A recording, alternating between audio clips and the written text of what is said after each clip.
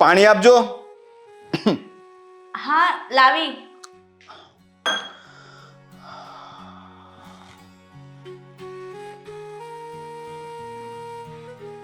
લો સે. હા, thank you.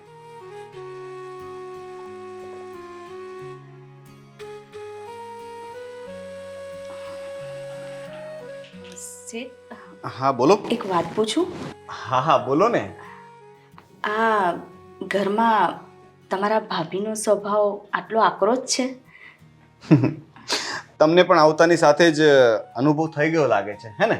હા, કારણ કે હું તો 3-4 ઘરોમાં કામ કરું છું ને, એટલે મને તો વધારે અનુભવ હોય ને ઘરમાં કોનો સ્વભાવ કેવો છે. આ તો શું થયું કે શેઠ શેઠાની 2 જણ વચ્ચે કંઈક બોલાચાલી થતી હતી, એટલે મને થયું કે લાવ હું એમને સમજાવું. અને હું સમજાવવા ગઈ તો એ તો મને પણ બોલવા લાગ્યા. ગમે તેવું બોલતા હતા, શેઠ કશું નથી બોલ્યા. શેઠે તો મને સારું જ કીધું, પણ શેઠાણી મને ગમે તેવું બોલતા હતા. જુઓ, તમે એમની વાતનું ખોટું ન લગાડતા. એમનો સ્વભાવ છે ને આવો જ છે. વાત વાતમાં ચીડાઈ જાય છે, કોની સાથે શું બોલવું એનું એમને ભાન જ નથી પડતું. ઇવન એ મારા મમ્મી સામે પણ ગમે તેમ બોલી દે છે. તમને બોલે એમાં કંઈ નવાઈ નથી, પણ પ્લીઝ તમે એમની વાતનું ખોટું ન લગાડો. ના ના, મને તો ખોટું નથી લાગ્યું. હું તો તમને એટલે કહેતી હતી કે તમે નાના ભાઈ છો આ ઘરના, તો ભાભીનું અને દિયરના રિલેશન કેટલા સરસ હોય છે. હસી મજાકના, મસ્તી કરવાના. અને આ શેઠાણીનો આવો સ્વભાવ જોયો તો મને એમ થયું કે તમને પૂછી લઉં કે એમના આ સ્વભાવથી ક્યારેય તમે એમને જાણ નથી કરી કે ક્યારેય, એટલે એમ કે તમે એમને સમજાવી ના શકો? કોશિશ કરી હતી. શરૂઆતમાં જ્યારે ભાઈ અને ભાભીના લગ્ન થયા ને, ત્યારે મેં પણ દિયર ભોજાઈનો એવો જ સંબંધ રાખવાની કોશિશ કરી. મને પણ એવું હતું કે મારા ભાભી આવશે તો મને એકના બદલે 2 માં મળશે, કારણ કે ભાભી તો માં સમાન કહેવાય ને. પણ આ ભાભી કંઈક અલગ જ પ્રકારના છે. એમને મારી મજાકમાં ખોટું લાગી જતું. વાત વાતમાં મને ઉતારી પાડતા અને ગુસ્સે થઈ જતા. હું જસ્ટ મજાક કરું તો એ મારા પર ગુસ્સો કરે. પછી મેં મજાક કરવાનું છોડી દીધું. પણ પછી એનાથી પણ ખરાબ થયું. હવે ફક્ત ઝઘડા જ થાય છે. હું કંઈ પણ કહું ને એમને ખોટું લાગી જાય છે.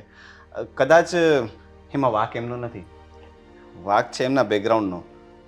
એમનું પિયર પક્ષ બહુ પૈસાવાળું છે, એટલે એમનામાં એટીટ્યૂડ બહુ ભર્યો છે. કદાચ એમના મમ્મી પપ્પાએ એમને પૈસા તો આપી દીધા, પણ એ ન શીખવાડ્યું કે સાસરે જઈને કઈ રીતે રહેવાય. બાકી જો આ તો સારું છે કે અહીં પણ સારું છે, અમારે કોઈ તકલીફ નથી. બાકી તમે જ સમજો છો ને કે પૈસાની તકલીફ હોય તો કેવી રીતે જીવી શકાય. આજે તમારા ઘરમાં તકલીફ હશે ત્યારે જ તમે આ કામ કરતા હશો ને. સાચી વાત છે. સાચું કહું ને શેઠ, તમે કીધું ને કે આપણું બેકગ્રાઉન્ડ એવું હોય તો આવું થતું હોય છે. એવું નથી હોતું. મારું બેકગ્રાઉન્ડ પણ બહુ જ સારું હતું. એક સમય એવો હતો કે અમે પણ બહુ પૈસાવાળા હતા, પણ એમાં થયું એવું કે મારા પપ્પા ગુજરી ગયા ને પછી મારા મોટા પપ્પાએ બધું જ અમારી પાસેથી પડાવી લીધું. અને હવે અત્યારે અમે એવી પરિસ્થિતિમાંથી જીવીએ છીએ કે જે ક્યારેય નહોતી જોઈ કે મારી લાઈફમાં આવી પણ પરિસ્થિતિ આવશે. ભણેલી હોવા છતાં કોઈ સારી નોકરી નથી આપતું, અને નોકરીએ જઈએ તો પછી મારી મમ્મીને કોણ સાચવશે? અહીંયા તો કેવું આજુબાજુ કામ કરું ને તો ક્યારેક આજુબાજુવાળાનો ફોન આવી જાય, મમ્મીની તબિયત બગડે તો હું ફટાક દઈને જઈને આવી શકું ને. નોકરીમાં તો કોઈ આવી રીતે મને ના જવા દે ને, હું ત્યાં બંધાઈ જાઉં ને. એટલે હું આ ઘરના કામ કરું છું. બાકી એ આપણા સ્વભાવમાં હોય છે કે કોની સાથે કેવી રીતે વર્તન કરવું. સાચી વાત છે.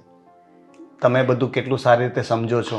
કાશ આનાથી 10% પણ મારા ભાભી સમજતા હોત ને તો આજે અમારા પરિવારનો ઘરનો માહોલ કંઈક અલગ જ હોત. અને સાંભળો, તમે ચિંતા ન કરતા. તમારે કોઈ પણ જાતની તકલીફ હોય ને તો તમે અમને કોઈને પણ કહી શકો છો. અને ઇવન ભાભીની પણ કોઈ વાતનું ખોટું લાગે ને તો મને કે મમ્મીને વાત કરી શકો છો. હા શેઠ, બીજું કંઈ જોઈએ છે તમારે? ના, થેન્ક યુ.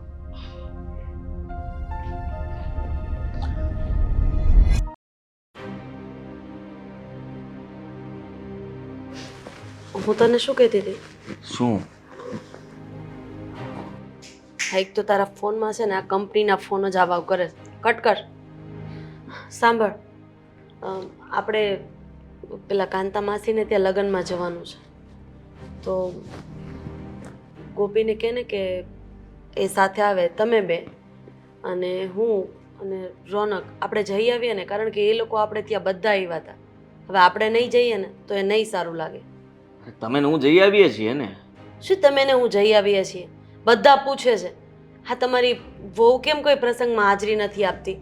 અને આમ પણ તમે બંને સાથે હોય ને તો સારું લાગે. મારે લોકોના મોઢે કંઈ ગયણા બાંધવા નથી જવાતા. મારામાં હિંમત નથી. સમજી લ્યો કે ગોપીને તમારે લઈને જવી હોય તો વાત ખોટી કહેવાય. તો તું એની સાથે એના પ્રસંગમાં જાય જ છે ને, તો એ તારી સાથે પ્રસંગમાં કેમ નહીં આવે? થોડું સમજાવજે એટલે એ માની જશે. હા તો તમે જ કહી દો ને એને બોલાવો અને કહી દો કે ભાઈ તારો સામાન પેક કરી નાખજે, આપણે લોકોએ લગ્નમાં જવાનું છે. ઠીક છે. ગોપી, ગોપી બેટા બહાર આવજે તો.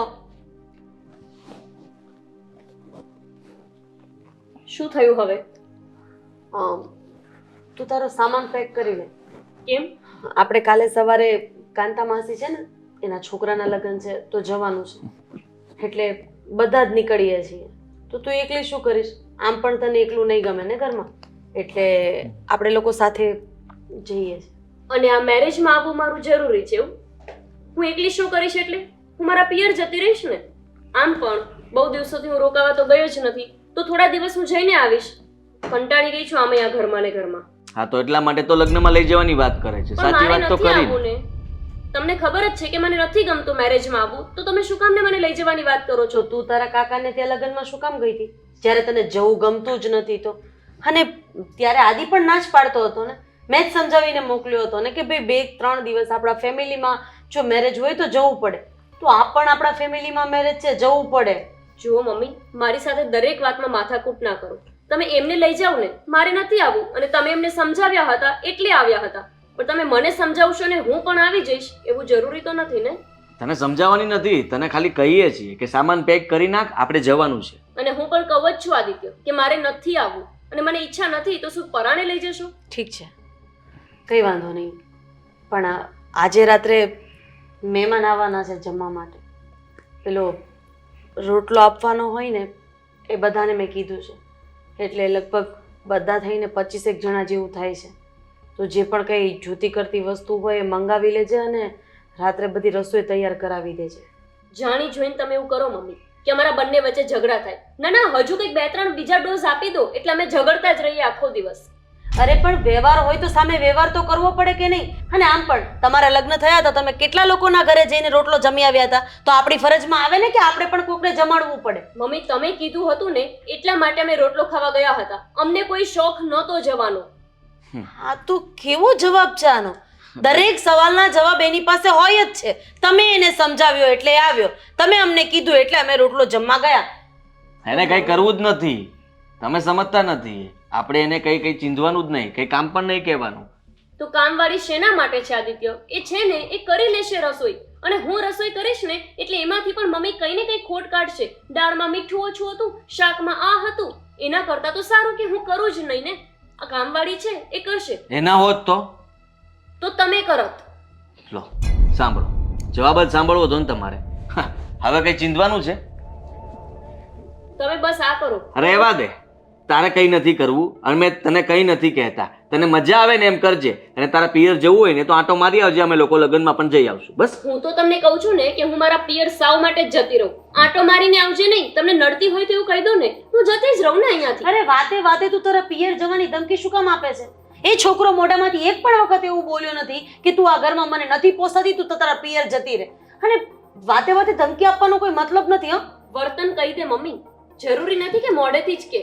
એમનું વર્તન જોવો મારી સાથે. ક્યારે મારી સાથે બેસીને 5 મિનિટ શાંતિથી વાત કરી છે? તને એનું વર્તન દેખાય છે ને, પણ તારું વર્તન નથી દેખાતું. ક્યારેય તે પતિ તરીકેની કોઈ ફરજ નિભાવી છે ખરી?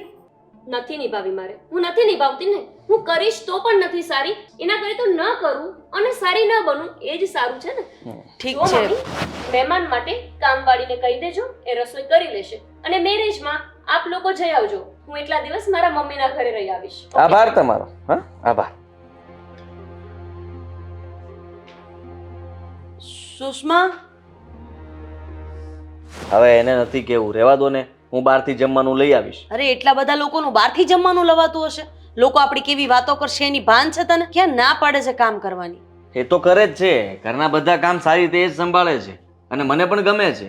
તો ઠીક છે, હા, એમની સાથે વાત કરી લેજો અને કહી દેજો કે શું લાવવાનું છે. હું બધી વસ્તુઓ લાવી આપીશ, એ રસોઈ છે. બનાવી દેશે. હું વાત કરી લઉં અને પછી જે પણ કંઈ લાવવાનું હશે એ સુષ્મા તને કહી દેશે. હા. હેલો મિત્રો, જો તમને અમારો વિડીયો પસંદ આવ્યો હોય તો અમારી ચેનલને લાઈક કરો, શેર કરો અને સબસ્ક્રાઇબ કરો. Thank you.